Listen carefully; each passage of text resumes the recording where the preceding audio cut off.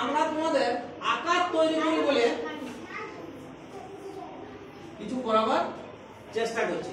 তাহলে আমি একটা কাগজ নিয়েছি এখানে, এই কাগজটা থেকে আমি একটা এইরকম অংশ কাটিয়ে নিয়েছি।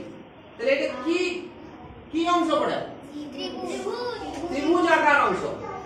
তাহলে সেইটাকে আমি এখানে নিয়েছি।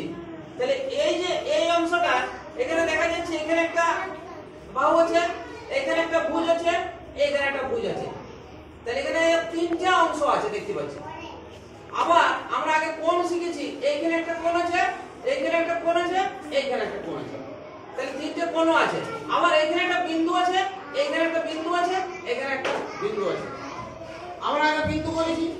তাইলে ত্রিভুজ এর এক একটি ধারকে আমরা ভুজ বা বাহু বলবো, এই এক একটা ধারকে।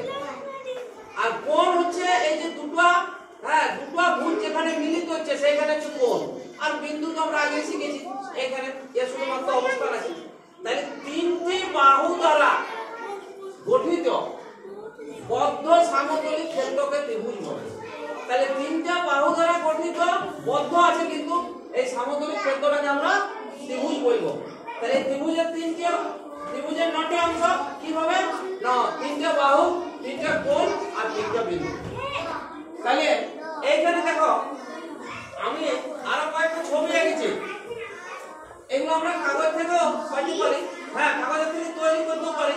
এখানে দেখো এইখানে 4টে ত্রিভুজাকার অংশ আছে। এই ছবিটায় 1টা 2টা 3টে 4টা। এই ছবিটায় 5টা ত্রিভুজাকার অংশ আছে, 1 2 3 4 5। এইটাতে আছে 1 2 3 4 5, এটা হলো 5টা। আবার এইটা এই আকারটাতে আছে 1 2 3, তাহলে 3টা। তাহলে এইগুলো থেকে আমরা ত্রিভুজ আকার সম্পর্কে, যে ত্রিভুজ আকারটা কি রকম সেটা সম্পর্কে আমরা কিছুটা ধারণা পাচ্ছি।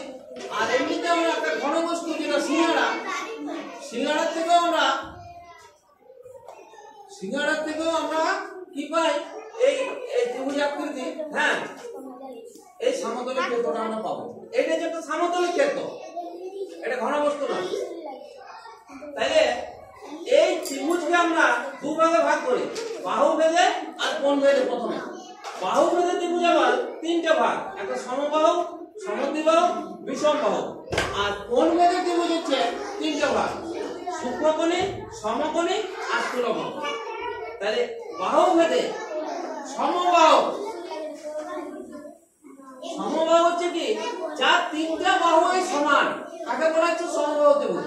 তাহলে যার 3টা বাহুই সমান, এই বাহুটাও সমান, এই বাহুটাও সমান, এই বাহুটাও সমান, সেজন্য সমবাহু। এবার সমদ্বিবাহু, যার 2টা বাহু সমান, তাকে বলা হচ্ছে সমদ্বিবাহু ত্রিভুজ। যার 2টা বাহু সমান তাকে বলা হচ্ছে সমদ্বিবাহু ত্রিভুজ। তাইলে এখানে 2টা বাহু সমান, আর যার 3টা বাহুই অসমান, কেউ সমান নয়, সেটা হচ্ছে বিষমবাহু। তাহলে এই বাহু ভেদে ত্রিভুজ 3 প্রকার, এই 3টে ছবি। কোণ ভেদে ত্রিভুজ ও 3 প্রকার, সূক্ষ্মকোণী, সমকোণী, স্থূলকোণী। তাহলে সূক্ষ্মকোণ কাকে বলে? না, 0 থেকে 90 এর মধ্যে যে কোণগুলো সেগুলো হচ্ছে সূক্ষ্মকোণ। সমকোণ শুধুমাত্র 90 ডিগ্রি, আর স্থূলকোণ হচ্ছে 90 থেকে 180 এর মধ্যে যে কোণগুলো। তাহলে সূক্ষ্মকোণী হতে গেলে এই যে 3টা কোণে 90 থেকে ছোট হতে হবে, 0 থেকে 90 এর মধ্যে হতে হবে। তাহলে এই যে এই হচ্ছে সূক্ষ্মকোণী ত্রিভুজ। আর সমকোণী মানে একটা কোণ 90 ডিগ্রি হতে হবে, এইটা। তাহলে এটা হচ্ছে সমকোণী ত্রিভুজ। যার একটা কোণ সমকোণ তাকে সমকোণী ত্রিভুজ বলে। আর স্থূলকোণী হচ্ছে কি?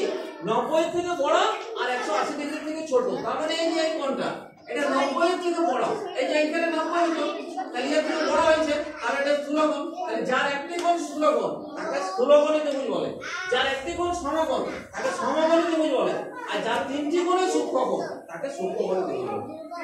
এবার তোমরা খাতা লেখো।